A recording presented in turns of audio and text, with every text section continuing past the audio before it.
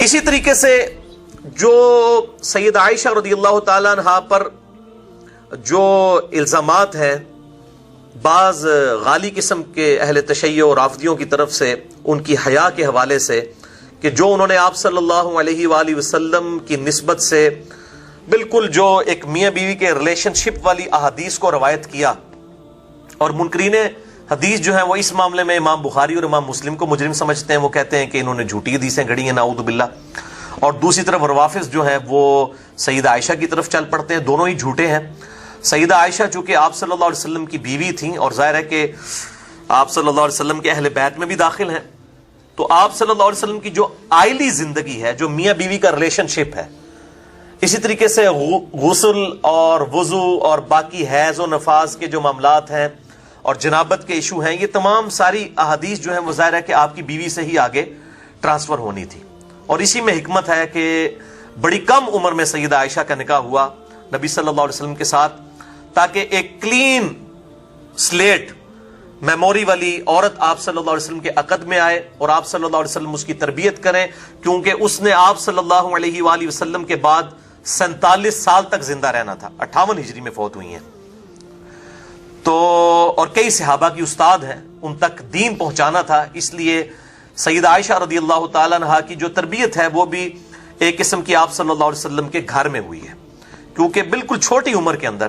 9 سال کی عمر کے اندر بخاری اور مسلم دونوں میں احادیث موجود ہیں، اور اس حوالے سے جو غامدی صاحب اور چند کچھ اور لوگ جو ہیں اس معاملے میں اس کو 9 کو 19 بنانے کی کوشش کر رہے ہیں، تو وہ جو کوشش کر رہے ہیں غیر مسلم تو پھر بھی خوش نہیں ہوں گے، کیونکہ وہ تو پھر بھی کہیں گے کہ ایک ایسا شخص جس کی عمر جو ہے وہ 52 سال ہے، اس کے ساتھ 19 سال کی لڑکی کی شادی بھی صحیح نہیں ہے، جب تک آپ اس 19 کو 49 تک نہیں لے جاتے نا تو غیر مسلم نہیں خوش ہوں گے، لہذا یہ ایفرٹ جو ہے وہ بالکل فضول ایفرٹ ہے، اس کی بجائے اس کو آپ صلی اللہ علیہ وسلم کی خصوصیت سمجھیں۔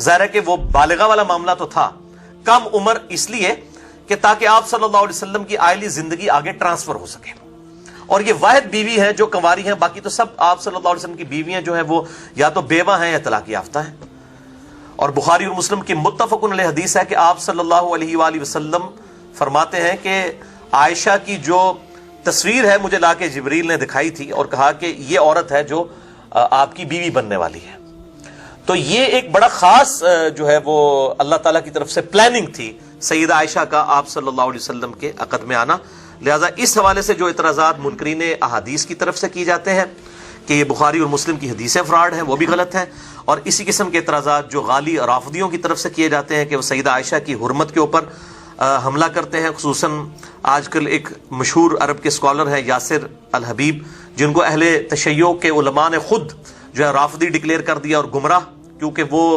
امام خمینی کو بھی کافر کہتے ہیں اور عجیب و غریب قسم کے معاملات کرتے ہیں۔ اب ان کا میں رد ظاہر اردو میں تو نہیں کر سکتا، ظاہر ہے کہ وہ اس کے لیے تو عربی میں کرنا پڑے گا، وہ عربی میں کر رہے ہیں سارے معاملات، لیکن چونکہ ان کے ویڈیوز آج کل عام ہیں تو میں اس حوالے سے کلیئر کر دوں، اور دوسری طرف جو سلفی ہیں وہ ان کی ویڈیوز کا رد کر رہے ہیں، اور وہ رد کرنا بھی عجیب طریقے سے رد کرنا ہے کہ بھائی شیعہ کے کھاتے میں تو تب ان کو آپ ڈالیں کہ جب شیعہ اس کو آن کرتے ہوں، شیعہ تو اس کو خود جو ہے وہ نکال چکے ہیں، اور اہل تشیع کے بڑے بڑے علماء، ایران کے بڑے بڑے مفتی، انہوں نے اس خبیث کو جو ہے وہ بتایا ہے کہ وہ اہل تشیع سے خارج ہیں، اور جو کچھ وہ کر رہے ہیں وہ یہ سمجھتے ہیں کہ اہل تشیع کی بدنامی ہے، تو لہٰذا ان کے معاملات کو اہل تشیع پہ تھوپنا یہ ہم اہل سنت کی طرف سے زیادتی ہوگی۔ یہ بالکل اس طرح کی زیادتی ہے کہ اگر اہل تشیع جو ہیں قادیانیوں کے معاملات کو سنیوں پہ تھوپنا شروع کر دیں، کیونکہ قادیانی فرقہ جو ہے وہ اہل تشیع سے نہیں نکلا بلکہ سنیوں سے نکلا ہے۔ غلام احمد قادیانی کے جتنے استاد ہیں یا تو دیوبند ہیں یا اہل حدیث ہیں،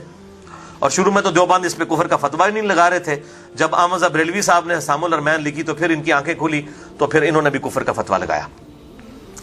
تو یہ میں ضمناً 7 چیزیں بتا دیتا ہوں کہ رسول اللہ صلی اللہ علیہ وآلہ وسلم جب بھی کسی سفر پر جانے کا قصد فرماتے تو ازواج مطہرات رضی اللہ عنہن کے درمیان قرہ اندازی فرمایا کرتے تھے، بیلٹنگ کرتے تھے، جس کا نام نکل آئے اس کو لے گئے۔ یہ تو ہم یہ جو اسی اعتبار سے جو یہ کمیٹی ڈالی جاتی ہے اس میں بیلٹنگ کی جاتی ہے، اس کے بعد وہ جو ہوتا ہے نا ایک بندہ کمیٹی اٹھا لیتا ہے اتنے میں، وہ تو سود ہے، ویسے کمیٹی اتنی رقم میں لی جائے وہ تو ٹھیک ہے، اور یہ سنت ہے بیلٹنگ کرنا۔ تو آپ صلی اللہ علیہ وسلم اس بیوی کو ساتھ لے جایا کرتے تھے، پھر جس کا نام قرہ میں نکلتا اس زوجہ کو ساتھ لے جاتے. سیدہ عائشہ فرماتی ہیں کہ ایک مرتبہ غزوہ بنی مستلق کے موقع پر قرے میں میرا نام نکلا. یہ کوئی پکنک منانے نہیں جانے ہوتے تھے, زندگی اور موت کی کشمکش میں جاری ہوتی تھیں بیویاں ساتھ. ظاہر ہے لڑائی لڑنے جا رہے ہیں, یہ نہ سمجھے کو آؤٹنگ پہ جا رہے ہوتے تھے. یہ غزوہ بنی مستلق کے موقع پر قرہ میں میرا نام نکل آیا اور آپ صلی اللہ علیہ وسلم مجھے اپنے ساتھ لے گئے. یہ وقت وہ تھا جبکہ پردے کی آیات نازل ہو چکی تھیں. یہ جملہ یاد رکھنا ہے آپ نے, کیونکہ اس کے بعد میں نے ڈاکٹر ذاکر نائک اور شیخ البانی اور جاوید احمد غامدی ان تینوں کی کلاس بھی تھوڑی سی لینی ہے پردے کے حوالے سے. میں ان تینوں کی بہت عزت بھی کرتا ہوں لیکن اختلاف رائے بھی کرتا ہوں, کیونکہ یہ چہرے کا پردے کے قائل نہیں ہے, تو اس کے رد میں یہ بخاری مسلم سے حدیث بیان کرنے لگوں. وہ کہتی ہیں کہ پردے کی آیات نازل ہو چکی تھیں, یعنی اس سے پہلے پردہ نہیں تھا, بعد میں ہو گیا.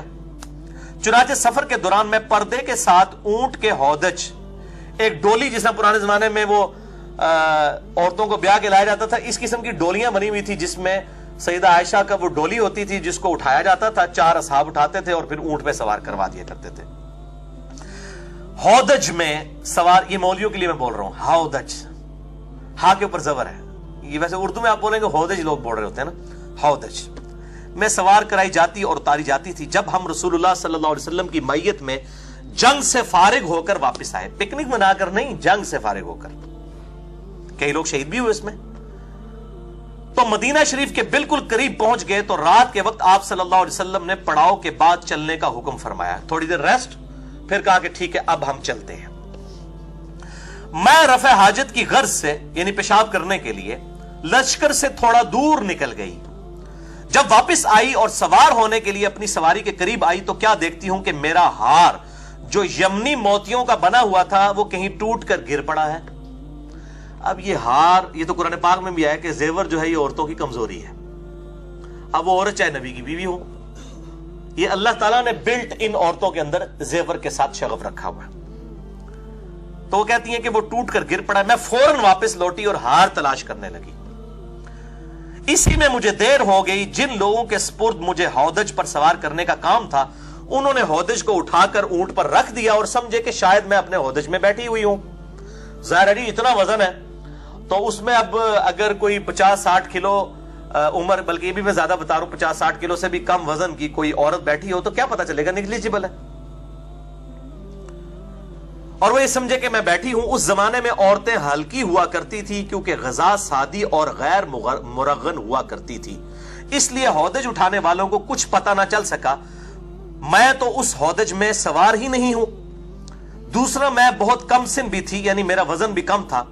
اس کے بعد وہ سب اونٹ لے کر چل دیے. مجھے ہار اس وقت ملا جبکہ لشکر اپنے مقام سے روانہ ہو چکا تھا. رات کا اندھیرا, اکیلی عورت.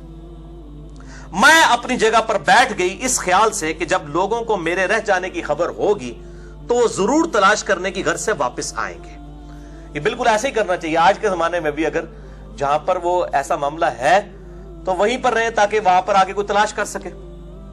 اب تو خیر موبائل فون ہے, مسئلہ ہی حل ہو چکا ہے. اسی حالت میں مجھے نیند آ گئی اور میں بیٹھے بیٹھے سو گئی. اسی دوران سیدنا صفوان بن معطل رضی اللہ تعالی عنہ وہاں آئے. وہ لشکر کے پیچھے پیچھے رہا کرتے تھے تاکہ گری پڑی چیزیں اٹھاتے ہوئے آئیں. یعنی جب پڑاؤ اٹھایا تو کسی کا کوئی سامان نہ رہ گیا ہو تو وہ پیچھے ڈیوٹی ہوتی تھی کہ وہ اس کو جو ہے وہ مینج کر لیں. جس طرح آپ لوگ اب یہاں سے جتنے 80-100 کے قریب لوگ بیٹھے ہیں, چلے جائیں گے پیچھے ہمارے عثمان بھائی نے وہ سارے وہ کپ سمیٹنے ہیں. تو ویسے تو جب ڈسپوزیبل باہر ہی سٹ کے لوگ ٹوٹ جاتے ہیں جڑا نا جوسز وہ ڈبے بھی سٹ کے, تو وہ کہتے ہیں چلو کوئی ضروری سامان ہے. تو صفوان بن معطل پیچھے رہتے تھے تو وہ اس کو چنا کرتے تھے. وہ صبح کے وقت جب میرے قریب پہنچے تو مجھے سوتا ہوا دیکھ کر پہچان لیا کیونکہ پردہ کی آیات نازل ہونے سے پہلے مجھے دیکھ چکے تھے. سوتی ہوئی حالت میں سیدہ عائشہ کا پردہ اتر گیا ہوا. سیدنا صفوان نے پہچان لیا یہ تو اماں ہے. اور اماں کیا کمنٹری کہہ رہی ہیں کہ انہوں نے میری شکل اسی لیے دیکھ کے پہچان لیا کہ پردے کی آیات نازل ہونے سے پہلے انہوں نے میری شکل دیکھا تھا. اگر وہ نہ دیکھی ہوتی تو مجھے پہچانتے بھی نہیں عورت کون ہے. Point to be noted for doctor Zakir Naik, Sheikh Albani, چلے وہ تو فوت ہو چکے رحمہ اللہ, اور جاوید احمد غامدی صاحب حافظہ اللہ تعالی, ساروں کے لیے. تو یہ پردے کا چہرہ تھا امہات المومنین. ہمارے لیے تو آئیڈیل وہی ہے نا, سورۃ العذاب میں آیا کہ نبی کی بیویوں تم عام عورتوں کی طرح نہیں ہو, اگر تم نے بے حیائی کی تمہیں دگنا عذاب دیا جائے گا, تم تو رول ماڈل ہو امت کے لیے. تو امت کے لیے, کوئی غامدی صاحب کہتے ہیں یہ ازواج کی خصوصیت تھی, چہرہ ڈھانپنا باقیوں کی نہیں ہے. ڈاکٹر ذاکر نائک صاحب کا بھی یہی موقف ہے کہ اگر کوئی کر لے تو بہتر ہے, نہ کرے تو کوئی واجب نہیں ہے. تو پردے کی آیات جو نازل ہوئی, حکم نازل ہوا, پھر کس کے لیے ہوا تھا؟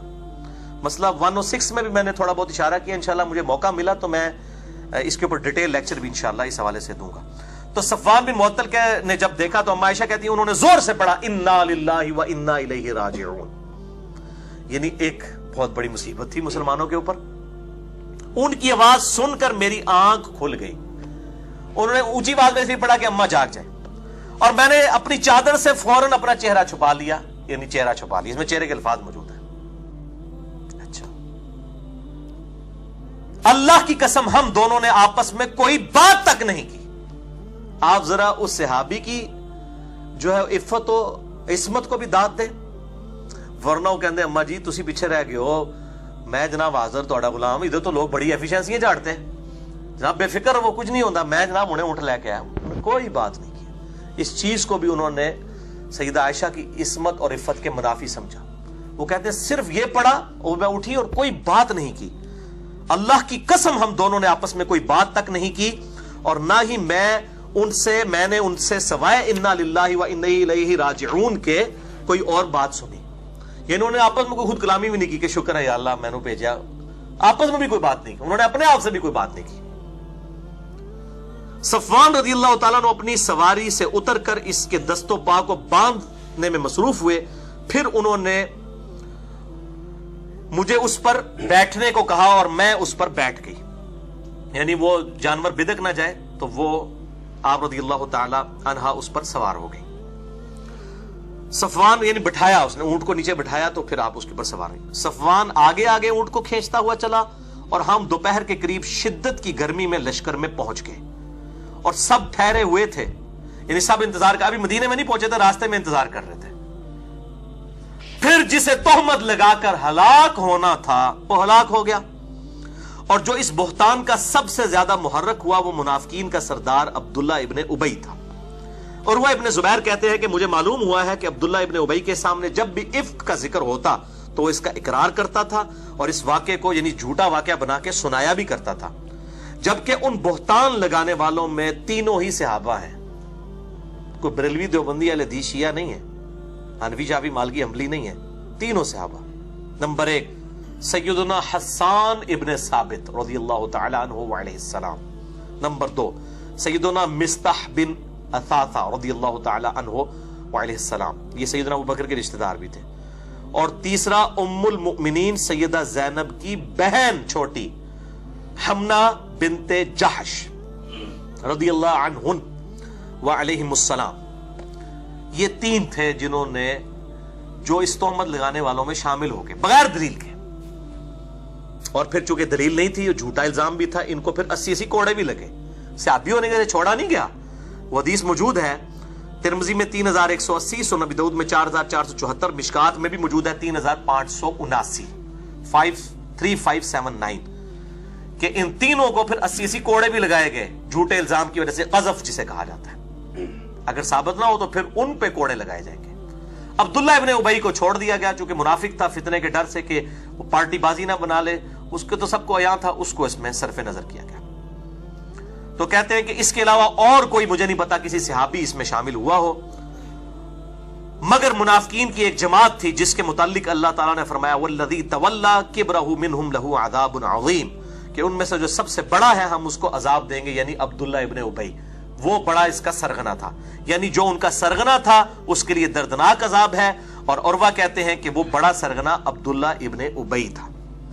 اور آپ کو حیرانگی ہوگی کہ بنو امیہ کے لوگ کتنے عرصے تک یہ جو الفاظ ہیں نا قرآن میں کہ ان کا بڑا جو ہے اس کو عذاب دیں گے, تو حضرت علی پہ لگاتے تھے, نعوذ باللہ. لیکن بخاری مسلم پہ قربان جائیں, انہوں نے تو نام بھی لکھ دیے کہ عبداللہ بن ابی تھا. یہ جب انسان دشمنی پہ اتر آئے تو پھر انسان, جس طرح وہ مشرکین عرب کہا کرتے تھے, یہودی جو ہے وہ کہتے تھے کہ ان مسلمانوں سے تو مشرکین عرب بہتر ہیں. حالانکہ مسلمان تو حضرت موسیٰ کو بھی مانتے تھے, آسمانی دین کو مانتے تھے, مشرکین تو بت پرست تھے. لیکن جب کسی کا گیر الٹا لگ جائے, تعصب میں بغیم بینہم آ جائے, تو پھر ان قسم کی بات کرتا ہے. جس طرح یہاں پہ بھی ہمارے جو بعض جو سخت قسم کے مولوی ہیں وہ کہتے ہیں جناب یہ جو بریلوی دیوبندی ہیں یہ تو مشرکین عرب سے بھی گئے گزرے ہیں. مشرکین عرب تو نبی صلی اللہ علیہ وسلم کو پیغمبر ہی نہیں مانتے تھے, نعوذ باللہ کتنے الفاظ ان کے لیے استعمال کرتے تھے, اور یہ تو پھر بھی نبی صلی اللہ علیہ وسلم کی عزت کرتے ہیں. اسی طریقے سے بریلوی جب بولنے پہ آتے ہیں وہ کہتے ہیں جی اہل حدیث تو جو ہے مشرکین عرب سے بھی گئے گزرے ہیں, وہ گستاخ رسول ہیں یہ بھی گستاخ رسول ہیں. یعنی جس کا جو دل کرتا ہے نا وہ بولتا ہے. تو یہ میں نے ساتھ انصاف کا تقاضا تھا, چونکہ یہ تاریخ اسلام میں بہت یہ ملتا ہے کہ یہ بڑے شد و مت کے ساتھ پھر اللہ تعالیٰ نے ان کا زور ٹوٹا. اور وہ کہتے ہیں کہ اگرچہ سیدنا حسان بھی توبت لگانے والوں میں شامل تھے, مگر سیدہ عائشہ حسان کا برائی سے ذکر کرنا ناپسند کیا کرتی تھی, کیونکہ حضرت حسان نبی صلی اللہ علیہ وسلم کے لیے نعتیں کہا کرتے تھے. کیونکہ ان کا یہ شعر بھی سیدہ عائشہ کو بڑا پسند تھا. حسان ابن ثابت نے ہی کہا فَإِنَّ أَبِي وَوَالِدَهُ وَعِرْضِي لِعِرْضِ مُحَمَّدٍ صلی اللہ علیہ وسلم, کہ بے شک میں, میرے ماں باپ, میری عزت اور آبرو سب نبی صلی اللہ علیہ وسلم کی عزت کے لیے قربان ہے. تو یہ نعت کے والے سے بخاری مسلم میں بھی حدیثیں موجود ہے حسان ابن ثابت کے بارے میں, مسئلہ نمبر 56 میں نے ریکارڈ کروائی ہیں وہ احادیث. بہرحال سیدہ عائشہ فرماتی ہیں میں مدینہ میں 1 مہینہ تک بیمار رہی اور لوگوں میں تہمت کے متعلق بات چیت ہوتی رہی اور میرا شک بڑھتا رہا. اب سیدہ عائشہ کو کسی نے نہیں بتایا کہ جی آپ کے خلاف اس طرح کا طوفان کھڑا کر دیا. کہتی ہیں میرا شک بڑھتا گیا اور قدرے اس وجہ سے زور پیدا ہوا کہ میں نے رسول اللہ صلی اللہ علیہ وسلم کو اس بیماری میں پہلے کی طرح مہربان نہیں دیکھا تھا. آپ صلی اللہ علیہ وسلم اندر تشریف لاتے اور صرف اتنا دریافت فرما کر چلے جاتے کہ عائشہ آپ کیسی ہو. آپ صلی اللہ علیہ وسلم کے اس طرز عمل سے میری بیماری میں اضافہ ہوتا گیا اور مجھے اس طوفان کی کوئی خبر ہی نہیں تھی. جب مجھے کچھ صحت ہوئی تو میں مستاح کی ماں کے ساتھ رفع حاجت کے لیے باہر گئی. یعنی وہاں پہ ٹوائلٹ اٹیچ بات تو نہیں ہوا کرتے تھے, عورتیں بھی رات کے وقت میں اور ٹوائلٹ بھی جانے کی ٹائمنگ ہوا کرتی تھی. یہ بے ٹائمے کھانے آج کل کے انہوں نے تو ہر ٹائم ٹوائلٹ لگا دیے, بلکہ بعض لوگ تو وہ مطلب بار بار ٹوائلٹ جا رہے ہوتے ہیں جب بھی کوئی نماز کا ٹائم ہے. تو یہ اس لیے کہ بے وقتہ کھانا ہے, اس وقت تو ٹائمنگ ہوتی تھی. ابھی بھی جو لوگ کھانا ٹائمنگ پہ کھاتے ہیں وہ ٹائمنگ کے اوپر ہی ٹوائلٹ والا ایشو ان کے ساتھ ہوتا ہے. اس سے مراد یعنی بڑے پیشاب کی میں بات کروں, چھوٹے پیشاب والا تو اتنا ایشو نہیں ہوتا تھا. تو وہ کہتی ہیں کہ اس وقت ہم لوگ باہر جایا کرتے تھے. تو اب وہ کہتی ہیں کہ میں مستاح کی ماں, یعنی جو تہمت لگانے والا صحابی تھا اس کی ماں کے ساتھ ہی باہر جا رہی تھی. اب حضرت عائشہ کو تو پتہ نہیں تھا کہ اس کے بیٹے نے ہی کام ڈالا ہوا ہے. رفع حاجت کے لیے گئی اور ہم ہمیشہ راتوں کو جایا کرتے تھے. یہ اس وقت کی بات ہے جبکہ ہمارے گھروں کے قریب بیت الخلاء نہیں ہوتے تھے اور ہم بھی عربوں کی عادت قدیمہ کی طرح اس کام کے لیے جنگل میں جایا کرتے تھے, کیونکہ گھروں میں بیت الخلاء بنانے سے ہمیں تکلیف ہوتی تھی, یعنی بدبو کی وجہ سے ہم اس کو پسند نہیں کرتے تھے. ظاہر ہے اس وقت سیوریج کا سسٹم نہیں تھا, تو ظاہر ہے وہ جس طرح آج مطلب ہم نے تو اپنی یعنی بچپنے میں یہ چیزیں دیکھی ہیں کہ عورتیں وہ صفائی کرنے والی گھر سے سب کچھ اٹھا کے لے جایا کرتی تھی جب تک یہ سیوریج والا سسٹم نہیں تھا.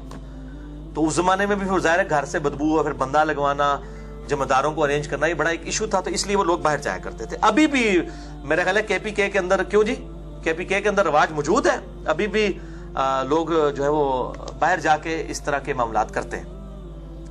اچھا, تو وہ کہتے ہیں کہ ہم لوگ جایا کرتے تھے باہر.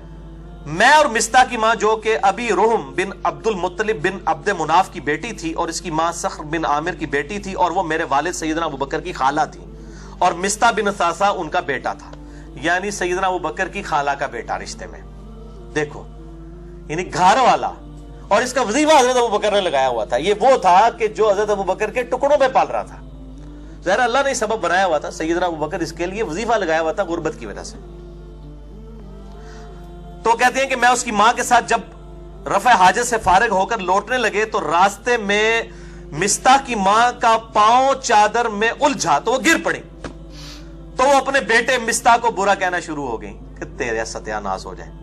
یہاں بھی عورتوں کی یہ عادت ہوتی ہے نا, کوئی اس قسم کی ایمرجنسی ہوئی, کوئی کسی کو کوئی انگلی پہ لگ گئی تو وہ گری نہ, تو اس نے اپنی ماں اپنے بیٹے کو کہا تیرا بیڑا غرق ہو جائے مستاح, تیرا وہ بال میرے تے پیا, میں ڈگی ہے نا تیری وجہ نال, تو جڑا پٹھا کام کیتا ہے. یہ اصل میں تھا بیچ میں. اب اما عائشہ کہتی ہے میں نے کہا ارے تم مستاح کو کیوں بری کہہ رہی ہو, گری تو خود ہو, وہ تو جنگ بدر کا صحابی ہے. لو جی بدری صحابی. یہاں لوگ کہتے ہیں صحابہ معصوم ہیں, وہ بھائی انسان تھے, غلطی ہو سکتی ہے. اس سے بڑی کوئی غلطی ہے کہ اما عائشہ کے اوپر تہمت لگا دی. صحابہ معصوم نہیں تھے, انسان تھے, اور ہم تو ان کی جوتیوں کی خاک کے برابر بھی، لیکن ان کو پیغمبروں کا درجہ تو نہ تھے. جو میں نے پچھلی دفعہ بتایا کہ شیخ البانی نے حدیث حوض کے اوپر لکھا ہے کہ شیعہ 12 اماموں کو معصوم مانتے ہیں اور سنی جو ہے وہ سارے صحابہ کو معصوم مان کے شیعوں والا ہی کام کر رہے ہیں. احترام کریں، غلطی اپنی جگہ، معصومیت صرف انبیاء والی ہے، اور انبیاء کی بھی معصومیت کا وہ عقیدہ نہیں ہے جو پبلک میں ہے. میں نے عصمت انبیاء پہ پورا لیکچر دیا، مسئلہ 88A اور B. انبیاء سے لغزشیں ہوئی ہیں، غلطیاں ہوئی ہیں، گناہ نہیں ہوئے. لغزشیں غلطیاں ان سے بھی ہوئی ہیں، قرآن میں ریکارڈ ہوئی ہیں. حضرت آدم علیہ السلام کی غلطی، حضرت یوسف علیہ السلام، موسیٰ علیہ السلام، نوح علیہ السلام، ابراہیم علیہ السلام، ایون ہمارے نبی صلی اللہ علیہ وسلم کے کیس میں بھی 3 چیزیں بیان ہوئی قرآن کے اندر. عصمت انبیاء کے عقیدے پہ شبہات کا تحقیقی جائزہ مسئلہ نمبر 88A اور B اہل سنت پاک.com پہ ریکارڈ ہے. وہ کہتے ہیں کہ جی اس نے اپنے بیٹے کو برا کہنا شروع کیا. میں نے کہا مستہ کو برا کہہ رہی ہو جبکہ وہ جنگ بدر کا صحابی ہے. انہوں نے کہا اللہ کی بندی عائشہ تم نے مستہ کی بات نہیں سنی، اس نے کیا بات کی ہے؟ تو اس نے ساری بات بیان کر دی جس سے میری بیماری دگنی ہو گئی. سیدہ عائشہ پہلے ہی بیمار، اوپر سے یہ صدمہ. اب ان کو فلم چلنا شروع کی، اچھا یہ جو حضور صلی اللہ علیہ وسلم بھی میرے ساتھ اتنا التفات نہیں فرما رہے تو یہ تو نبی صلی اللہ علیہ وسلم کے دل میں بھی یہ بات بیٹھ گئی ہوئی ہے، اور وہ آگے آئے گا. اتنے سخت الفاظ ہیں سیدہ عائشہ کے. تو میں گھر آئی اور آپ صلی اللہ علیہ وسلم گھر میں آئے تو آپ صلی اللہ علیہ وسلم نے دور ہی سے سلام کے بعد مجھ سے پوچھا. اب تو پوری فلم چلی ہوئی تھی. سیدہ عائشہ نے کہا اچھا، انہوں نے سمجھ لگ گئی ہے. دل ہی دل میں انہوں نے کہا. مجھ سے پوچھا، فرمایا کیسی ہو؟ میں نے عرض کیا کہ مجھے میرے ماں باپ کے گھر جانے کی اجازت دے دیں. اب یہ انڈیکیٹر تھا، ورنہ ایک محبوب بیوی اپنے خاوند سے کہہ رہی ہے میں اپنے ماں پیوں نے مل آواں تو سوچے گا بھی خیریت ہے، کس لیے جانا ہے، کتنے دنوں بعد آؤگی. سیدہ عائشہ کہتی میں اس لیے جانا چاہ رہی تھی میں جا کے ادھر جا کے پوچھوں اپنے ماں باپ سے کہ یہ جو طوفان کھڑا ہوا ہے تو تسی لوگ پہ کر دیو، میں تو اڈی بچی ہیں. تو نبی صلی اللہ علیہ وسلم نے، میرا خیال تھا کہ میں ان کے پاس جا کر اس بات کی تحقیق کروں تو آپ صلی اللہ علیہ وسلم نے مجھے فوراً اجازت دے دی. کوئی آپ نے نہیں روکا. میں گھر آئی اور اپنی ماں سے کہا کہ ماں یہ لوگ کیا باتیں کر رہے ہیں. تو ماں سادیاں ماں انہوں نے کہا بیٹی تم اس کا بالکل غم مت کھاؤ. مجھے بھی لوگ کہتے ہیں علی بھائی آپ پہ الزام لگتا ہے، آپ خاموش نہیں، خیر ہے اللہ تعالیٰ بات کرنے والے. وہ جس سے ہو رہی ہوتی ہے انہوں پتا ہے نا کہ پہ ہوتا ہے، کسی کو مشورہ دینا بڑا سوکھا ہوتا ہے. اب یہ ماں کیا کہہ رہی ہے؟ ماں کہتی ہیں کہ بیٹا غم نہ کھاؤ، یہ تو شروع سے ہوتا چلا آیا ہے. جب کسی خوبصورت عورت کی سوکنیں ہوتی ہیں اور شوہر اس سے زیادہ محبت کرتا ہے تو اس قسم کی عورتوں پہ الزامات نکلتے رہتے ہیں. میں نے کہا سبحان اللہ، لوگ ایسی باتیں منہ سے نکالنا شروع ہو گئی اور آپ کہہ رہی ہیں کچھ نہیں. وہی گل ہے نا جس نے مصیبت پائی ہوتی ہے انہوں پتا ہوتا ہے نا. لیکچر تو انہیں ریکارڈ کرانا ہے. انجینئر محمد علی مرزا پر 10 جھوٹے الزامات کا تحقیقی جائزہ، وہ جو تکلیف سے گزرا ہوتا ہے اس کو پتا ہوتا ہے. خیر میں رات بھر روتی رہی اور صبح ہو گئی، نہ آنسو تھمے نہ ہی نیند آئی پوری رات. جب وہی الہی آنے میں دیر لگی تو رسول اللہ صلی اللہ علیہ وسلم نے سیدنا علی رضی اللہ تعالیٰ عنہ اور سیدنا اسامہ کو بلایا. یہی 2 حضور کے لاڈلے صحابی تھے. سیدنا علی بچپن سے پالا ہوا اور سیدنا جو اسامہ تھے وہ زید ابن حارثہ کے بیٹے، وہ بھی آپ کے پوتوں کی مانند تھے. اچھا، اور اس معاملے میں مشورہ کیا. اسامہ جو ازواج مطہرات کی پاک دامنی سے واقف تھے کہنے لگے یا رسول اللہ صلی اللہ علیہ وسلم، عائشہ تو آپ صلی اللہ علیہ وسلم کی بیوی ہے، ان کو اپنے پاس رکھیے، میں ان میں کوئی برائی نہیں دیکھتا، وہ نیک اور پاک دامن عورت ہے. یعنی نبی صلی اللہ علیہ وسلم مشورہ لے رہے ہیں کہ بتاؤ کہ یہ جو باتیں ہو رہی ہیں اس میں تمہارے. اب آج کل کا کوئی بندہ ہوتا تو کہتا یا رسول اللہ علیہ وسلم تہاڈی بیوی یہ ہو ہی نہیں سکتا جو ہے، کس طرح دی گلاں کر رہے ہو تسی، خود اپنی بیوی تے شک کر رہے ہو. لوگ تو اس طرح کی باتیں کرتے ہیں فوراً ہی، مطلب لوگ جو ہے نا فضائل بیان کرنا شروع کر دیتے ہیں. لیکن ان کو پتا تھا کہ انسان تو انسان ہے، غلطی کا پتلا ہے، اور نبی صلی اللہ علیہ وسلم اگر پوچھ رہے ہیں تو ہمیں اب ان کے بارے میں صحیح کمنٹس دینے چاہیے جو ان کا کریکٹر ہے. اچھا، اس کے بعد نبی صلی اللہ علیہ وآلہ وسلم نے سیدنا علی سے پوچھا تو سیدنا علی نے عرض کیا یا رسول اللہ صلی اللہ علیہ وسلم آپ کے لیے عورتوں کی کوئی کمی ہے؟ اور بھی اور بہت سی عورتیں موجود ہیں، آپ ان سے نکاح کر سکتے ہیں. اب اس بات کو نا لوگ کہتے ہیں جی سیدنا علی نے بغض کا اظہار کیا ہے اما عائشہ کے ساتھ. بھئی یہ ان کا بغض نہیں تھا، یہ نبی صلی اللہ علیہ وسلم سے ان کی انتہا درجے کی عقیدت تھی. انہوں نے قطعاً نہیں کہا کہ عائشہ اس طرح کی ہے یا اس نے یہ کیا ہے. انہوں نے کہا یا رسول اللہ علیہ وسلم آپ نے ایک بیوی کے پیچھے اتنی ٹینشن لی ہے، اتنی عورتیں اور موجود ہیں آپ کے لیے، اور واللہ اللہ تعالیٰ نے قرآن حکیم میں سیدنا علی کی توثیق کر دی ہے قیامت تک کے لیے. میں نازبیوں کو پھکی دے رہا ہوں جو علی سے بغض رکھتے ہیں اور کہتے ہیں جی علی عائشہ سے بغض رکھتے, نعوذ باللہ. علی بھی جو اللہ تعالیٰ بھی عائشہ سے بغض رکھتے تھے. واقعہ ایلا جو بخاری مسلم میں ہے, جو سورہ الاحزاب اور سورہ تحریم کے اندر اس کی ڈیٹیل موجود ہے کہ نبی صلی اللہ علیہ وسلم سیدہ عائشہ اور حفصہ نے جو آپ صلی اللہ علیہ وسلم کے ساتھ بدتمیزی کی, جو قرآن میں بھی آیا سورہ تحریم سورۃ الاحزاب میں, حتیٰ کہ طلاق تک نوبت آ گئی. آپ صلی اللہ علیہ وسلم کو کہا گیا طلاق دیں ان دونوں کو. میں نے پورا مسئلہ نمبر 105 جنید جمشید پہ گستاخی کے الزام کا تحقیقی جائزہ, اس میں یہ حدیث ایلا بیان کی ہے. آج محل نہیں ہے ورنہ تو 1-1.5 گھنٹہ لگ جائے. اس حدیث میں بھی آپ صلی اللہ علیہ وسلم کی ناراضگی اور اس کی تسلی میں جب سورہ تحریم کی آیات نازل ہوئی تو عائشہ اور حفصہ کو کہا گیا تمہارے دلوں میں ٹیڑھ پن آ گیا ہے, رجوع لاؤ, توبہ کرو, اور اگر تم ہمارے نبی کے ساتھ یہ سلوک کرو گی تو یہ یاد رکھو اللہ تعالیٰ ان کو اور عورتیں دے گا اگر وہ تمہیں طلاق دے دے. پھر اللہ تعالیٰ نے ان بیویوں کی خوبیاں گنوائیں کہ اگر اے نبی صلی اللہ علیہ وسلم آپ عائشہ اور حفصہ کو طلاق دے دے تو ہم آپ کو مسلم, مؤمن, تابع فرمان, توبہ کرنے والی, عبادت گزار, روزہ دار اور کنواریاں اور عورتیں عطا فرما دیں گے.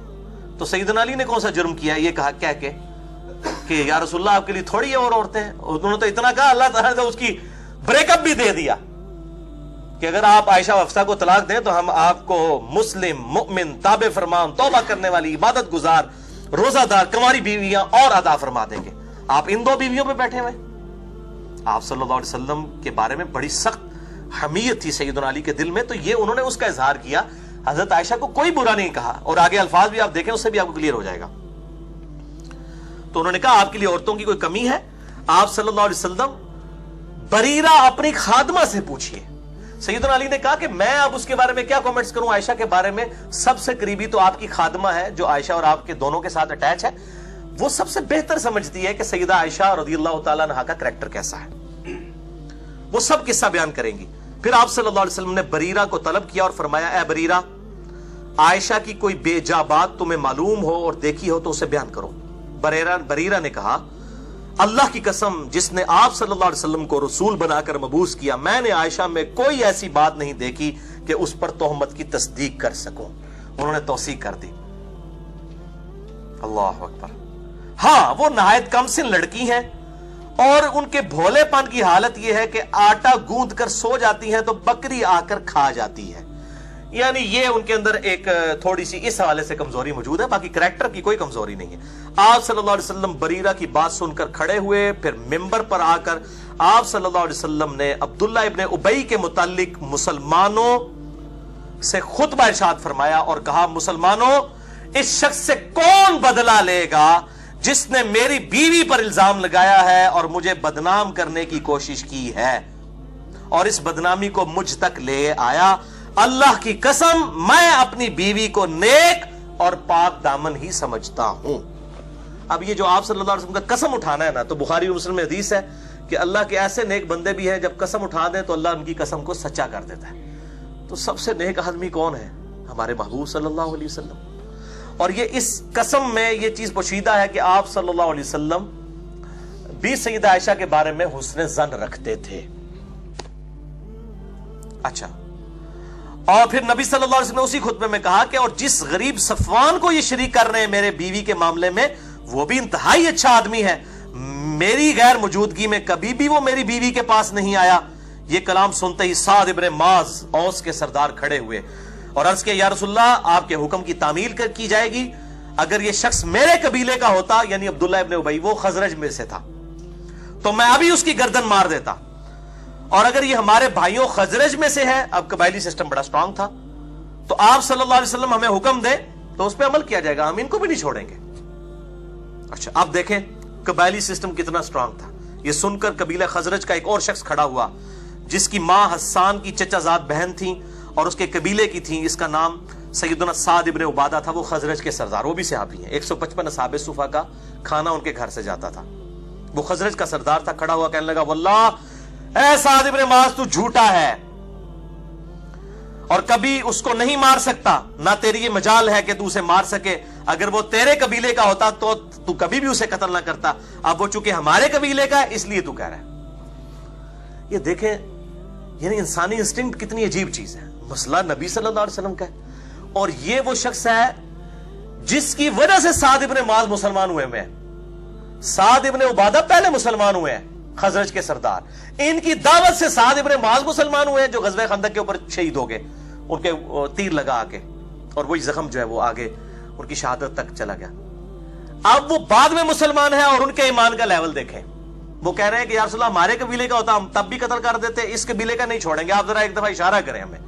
اور دوسرا قبیلہ خزرج کا سردار صحابی ہے سعد ابن عبادہ, کہہ رہے ہیں ہاں سعد اس لیے تو کہہ رہے, دونوں کا نام سعد ہی ہے, سعد ابن معاذ اور کیوں سعد علی سعد ابن معاذ اور سعد ابن عبادہ. ایک تیسرے صحابی بھی ہے سعد, میں نے اپنے بیٹے کا نام بھی سعد رکھا ہے, سعد ابن ابی وقاص رضی اللہ تعالی عنہم اجمعین وعلیہم السلام. تو وہ دونوں سعد ہیں اور وہ دونوں اس طرح جب کر رہے ہیں تو نبی صلی اللہ علیہ وسلم نے جب یہ معاملہ دیکھا, اسی دوران اسید بن حزیر کھڑے ہوئے, یعنی اوس کے ایک اور سردار تھے جو سعد ابن معاذ کے چچا زاد بھائی تھے. وہ کہنے لگے اللہ کی قسم ہم اسے ضرور قتل کریں گے, اے سعد ابن عبادہ تو منافق ہے اور منافقوں کی حمایت کرتا ہے. حالانکہ وہ صحابی تھے. یہ تھی نبی صلی اللہ علیہ وسلم سے محبت صحابہ کی. انہوں نے کہا سعد تم منافق ہو چکا ہے, حالانکہ یہ شخص پہلے نیک تھا مگر اب اپنی قوم کی حمایت کر رہا ہے. انہوں نے کہا تو ہے بندہ نیک صاحب پر ہون تیری قوم آگے آ گئی ہے. اور یہی ہوا آپ صلی اللہ علیہ وسلم کی وفات کے بعد, یعنی وہ بنو امیہ اور بنو ہاشم کی وہ چیزیں سامنے آ گئیں جس کی وجہ سے سیدنا علی کی خلافت ماننے سے ان لوگوں نے انکار کیا. وہی قبائلی تعصب اتنا زیادہ تھا. یہ تو آپ صلی اللہ علیہ وسلم کی نبوت کی برکت تھی کہ وہ دب گیا. حالانکہ یہ شخص پہلے نیک تھا مگر اپنی قوم کی حمایت کر رہا تھا. اس گفتگو کے بعد اوس اور خزرج دونوں قبیلوں کے لوگ کھڑے ہوئے اور لڑنے پر مستعد نظر آئے. دو اور کھلو گے ان کے تک لینے تو انو ایسی تیسی, اور نبی صلی اللہ علیہ وسلم سامنے موجود ہے. اچھا, اور رسول اللہ صلی اللہ علیہ وسلم ممبر سے ان کو خاموش کرواتے رہے, آخر وہ خاموش ہو گئے. اب یہ آپ صلی اللہ علیہ وسلم کا معجزہ تھا, ورنہ اس قبائلی سسٹم میں آپ امیجن بھی نہیں کر سکتے. اس ٹائم ایسی ان کی کیفیت دماغ کی ہو جاتی تھی قبیلوں کی کہ وہ کسی کی نہیں سنتے تھے. تو بہرحال آپ صلی اللہ علیہ وسلم کی بات سنی اور بیٹھ گئے. اب ذرا اب آگے کیا آپ سے بات کرتے, جو معاملات بگڑ جانے تھے. آپ صلی اللہ علیہ وسلم ممبر سے اتر آئے. سیدہ عائشہ فرماتی ہے کہ میں تمام دن رات روتی رہی, نہ آنسو تھمتے تھے نہ نیند آتی تھی, اور میرے ماں باپ بھی کبیدہ خاطر تھے. میں 2 دن تک برابر روتی رہی, نہ آنسو تھمے اور نہ نیند آئی. 48 گھنٹے اندازہ کریں. اور میں سمجھنے لگی کہ اب تو میرا کلیجہ پھٹ جائے گا. ماں باپ میرے پاس موجود تھے. اتنے میں انصار کی ایک اور عورت اجازت لے کر میرے پاس آئی اور وہ بھی رونے لگی. یعنی وہ عورتیں بھی آپ کو پتہ اکٹھی ہو جاتی ہیں, پھر بڑا افسوس ہے جناب جو کچھ ہوا ہے تھوڑے نال, تو وہ بھی آ کے رونا شروع کر دیا. یہاں تو عورتوں کی حالت ہے 40 دن بعد بھی آ کے تو رونا شروع کر دیتی ہیں گھر والوں کو. وہ بھی رونے لگ پڑی. اچھا, مجھے اس کا نام معلوم نہ ہو سکا. آخر نبی صلی اللہ علیہ وسلم بھی میرے گھر تشریف, یعنی میں کہ خود آپ صلی اللہ علیہ وسلم ابوبکر کے گھر تشریف لائے. سلام کے بعد میرے پاس بیٹھ گئے, ورنہ ابھی تک اس دن سے پہلے 1 مہینے تک آپ میرے پاس بیٹھے بھی نہیں تھے. آپ صلی اللہ علیہ وسلم کے دل میں اس حوالے سے اتنا قلق تھا. اس دن آ کے پاس بیٹھے. تہمت کے بعد 1 مہینے تک آپ صلی اللہ علیہ وسلم ٹھہرے رہے. میرے بارے میں کوئی وحی آپ پر نازل نہیں ہوئی. آپ صلی اللہ علیہ وسلم میرے پاس بیٹھ گئے, کلمہ شہادت پڑھا, اور اس کے بعد فرمایا اے عائشہ مجھے تمہاری نسبت اس قسم کی خبر ملی ہے. اگر تم بے گناہ ہو تو اللہ عنقریب تمہاری پاک دامنی ظاہر فرما دے گا, اور اگر تم سے کوئی گناہ ہوا ہے تو اللہ سے توبہ کرو اور مغفرت چاہو, اس لیے کہ بندہ اگر اپنے گناہ سے توبہ کا اقرار کر لے تو اللہ تعالیٰ بخش دیتا ہے. سیدہ عائشہ کو تو آگ لگ گئی بات سن کے. جس نے میرے بھائیو جب کسی بندے نے کوئی کام نہیں کیا ہوتا اور اس کو یہ بات کہی جائے, چاہے آپشن کے طور پہ بھی کی جائے, منو مشورہ دینے علی بھائی خیر ہے, الزام ہے, خاموش رہے. آپ دیکھیں سیدہ عائشہ کہ آپ اس پہ کیا حالت ہوئی. کہنے والا کون ہے؟ نبی صلی اللہ علیہ وسلم. خاوند بھی ہیں, پیغمبر بھی ہیں, اور سیدہ عائشہ ہے دوسری طرف, بیوی بھی ہے ایک نبی کی, بہترین عورت بھی ہیں. لیکن الزام میرے بھائیوں برداشت نہیں ہوتا, کلیریفیکیشن دینی پڑتی ہے. اچھا تو توبہ کر لو. آپ صلی اللہ علیہ وسلم جب اپنی بات ختم کر چکے تو میرے آنسو فوراً بند ہو گئے. یعنی اب وہ غم کی بجائے غصہ آ گیا سیدہ عائشہ کو. مشکلیں اتنی پڑی کہ آسان ہو گئیں. انہوں نے دماغ اور پاسے ٹر پہ کہ یہ مجھے کہہ رہے ہیں توبہ کر لے کے تجھے کو گناہ ہوا ہے. اندازہ کرو میرا خاوند مجھ سے یہ بات کر رہا ہے. ایک قطرہ بھی نہ رہا. میں نے اپنے باپ ابو بکر سے کہا کہ رسول اللہ کی بات کا جواب دو. غصہ دیکھیں, یعنی احترام اس جگہ پہ کہ اس سے یہ بھی بات پتا چلا کہ اگر بیوی کے ماں باپ بیٹھے ہیں تو بیوی کو اپنے خاوند کو جواب نہیں دینا چاہیے اگر کوئی بات بری لگے. تو سیدنا ابو بکر سے کہا سیدہ عائشہ نے کہ میرے باپ ہیں آپ, میرا خاوند میرے بارے میں یہ بات کر رہا ہے, آپ اس کو جواب دیں, ان کو جواب دیجئے. اچھا آپ سنیں. میرے والد ابو بکر نے کہا اللہ کی قسم مجھے کچھ سمجھ نہیں آ رہا کہ میں کیا جواب دوں. انہوں نے تسلی نہیں رسی بیٹا خیر ہے, لیکن گالتے ہوتی ہے نا جس دے ہوتے الزام لگے ہوا ہے. اچھا پھر میں نے اپنی ماں سے کہا کہ آپ صلی اللہ علیہ وسلم کو آپ جواب دیجئے, مگر انہوں نے بھی مجھے یہی جواب دیا کہ بیٹا مجھے کچھ سمجھ نہیں آ رہی کہ میں نبی صلی اللہ علیہ وسلم کو کیا جواب دوں. وہ وہی احترام کے دائرے میں خاموش. اب سنیں بات ختم نہیں ہوئی ہے, علیحدہ ڈراپ سین آنا ہے. جب میں نے اپنے ماں باپ کو عاجز دیکھا تو میں نے خود رسول اللہ کو جواب دینا شروع کر دیا. اب آپ ذرا جواب سنیں, جواب آپ سنیں گے آپ حیران ہو جائیں گے. اللہ اکبر. خود رسول اللہ صلی اللہ علیہ وسلم کو جواب دینا شروع کر دیا. حالانکہ میں اس وقت عمر میں بھی کم تھی, قرآن بھی بہت کم جانتی تھی. میں نے کہا اللہ کی قسم آپ صلی اللہ علیہ وسلم نے اس بات کو سنا اور وہ بات آپ کے دل میں جم گئی ہے, یعنی میرے بارے میں یہ غلط تہمت والی بات آپ کے دل میں جم گئی ہے اور میری طرف سے آپ کے دل میں شبہ پیدا ہو گیا ہے. اب اگر میں اپنی بے گناہی بھی بیان کروں تو آپ صلی اللہ علیہ وسلم کبھی بھی مجھے سچا نہیں مانیں گے, کیونکہ آپ کے دل میں بات بیٹھ گئی کہ عائشہ نے یہ کیا ہے. اندازہ کریں. ہاں اگر میں اپنے گناہ کا اقرار کر لوں کہ واقعی میں نے یہ کیا ہے اور حالانکہ حقیقت میں نے نہیں کیا تو آپ ضرور مان لیں گے. یعنی اگر میں یہ جھوٹی موٹی بھی کہہ دوں نا کہ یا رسول اللہ میں توبہ کر رہی ہے میں کیتا ہے تو تجھے کہو کہ ہاں اے ہوں ٹھیک ہے. اس سے یہ بات پتا چلا کہ حضرت عائشہ کے دماغ میں بھی کہیں نہیں تھا کہ نبی صلی اللہ علیہ وسلم کو علم غیب ہے. یہ باتیں علم غیب والے کے ساتھ کی جاتی ہیں. یہ میں بریلویوں کو توبہ کی طرف دعوت دیتا ہوں کہ علم غیب والا جو مسئلہ ہے وہ اس طرح ہے نہیں ہے, وہ اللہ کے بتانے پر محمول ہوتا ہے. مسئلہ نمبر 6A اور 6B ریکارڈڈ میرا موجود ہے ahlsunnatpak.com پہ. ورنہ اس لیول کی گفتگو میں کہتا ہوں یہ کسی کو یہ گفتگو حضرت عائشہ کے بغیر بتائی جائے نا, لا الہ الا اللہ محمد رسول اللہ, تمام بریلوی اس کو کافر اور گستاخ رسول کہیں گے جس نے یہ جملے بولے ہیں حضور کے بارے میں. علم غیب دا منکر گستاخ رسول. اور وہ کون ہے؟ سیدہ عائشہ. ان کے عقیدہ جو انہوں نے پروپیگیٹ کیا ہوا ہے پبلک کے اندر, نعوذ باللہ من ذالک. اچھا پھر کہنے لگی کہ میں نے کہا کہ اللہ گواہ ہے کہ اب میری اور آپ کی وہی حالت ہے جو یوسف کے والد کی تھی. پھر میں نے قرآن کی وہ آیت سورہ یوسف کی پڑھی, فصبر جمیل واللہ المستعان علی ما تصفون. میں صبر کروں گی. جو حضرت یعقوب علیہ السلام کو جب ان کے قریبی رشتہ دار سمجھاتے تھے نا کہ یوسف کو نہ یاد کریں نہ یاد کریں, آپ کو ویسے ہی وہم ہو گیا ہے, وہ کہتے ہیں مجھے یوسف کی خوشبو آتی ہے, تو انہوں نے کیا کہا؟ یہی پڑھا فصبر جمیل واللہ المستعان علی ما تصفون. میں صبر کروں گا جو کچھ یوسف کے بھائیوں نے کیا, اللہ سے مدد مانگوں گا. یہ کہہ کر میں نے اپنا منہ گھما لیا اور بستر پر خاموشی سے لیٹ گئی حضور سے کو کنڈ کر کے.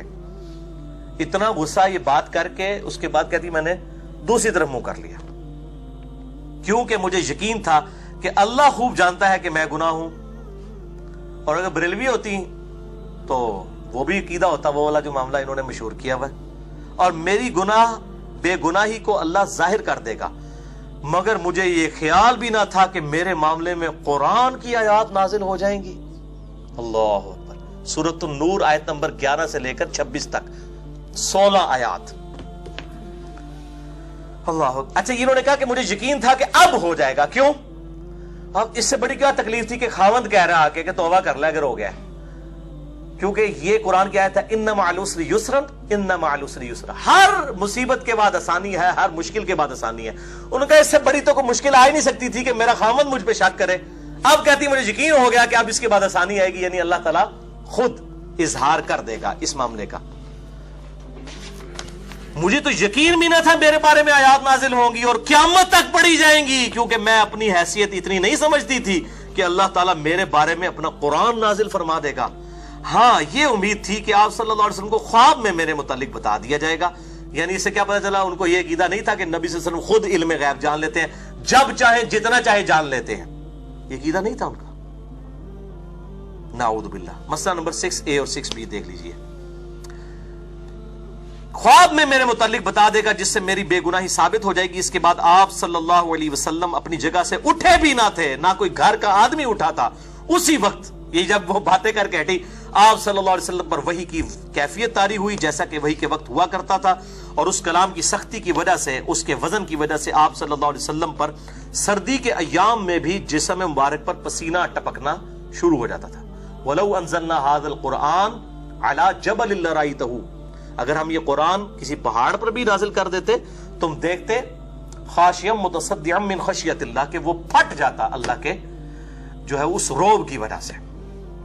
तो नबी सल्लल्लाहु अलैहि वसल्लम पे सख्त सर्दियों में भी जब ये कुरान दिल पे नाजिल होता था तो पसीना छूट जाता था और मुंह से खराटे की आवाज आना शुरू हो जाती थी, जिसको हम कहते हैं सुपर एफिशिएंसी ऑफ माइंड। उस हालत में आप सल्लल्लाहु अलैहि वसल्लम चले जाते थे। जब वही की हालत गुजर चुकी तो आप सल्लल्लाहु अलैहि वसल्लम ने तबस्सुम फरमाया और सबसे पहले ये बात इरशाद फरमाई, आयशा अल्लाह ने तुम्हारी पाक दामनी बयान फरमा दी है। मेरी मां ने मावा ठंडिया छावा, मेरी मां ने फौरन कहा आयशा उठो, फौरन आप सल्लल्लाहु अलैहि वसल्लम का शुक्रिया अदा करो। मामा बेचारी बोलियां। मैंने कहा अल्लाह की कसम मैं रसूलुल्लाह का शुक्रिया अदा नहीं करूंगी, बल्कि मैं अपने रब का शुक्र अदा करूंगी जिसने मेरी बरात का ऐलान किया। आप तो थोड़ी देर पहले तक मेरे पे शक कर रहे थे, मैं आप सल्लल्लाहु अलैहि वसल्लम का शुक्र क्यों अदा करूं? ये उसकी ट्रांसलेशन हो रही है, सेम अल्फाज है, पूरा सुन चुके हैं।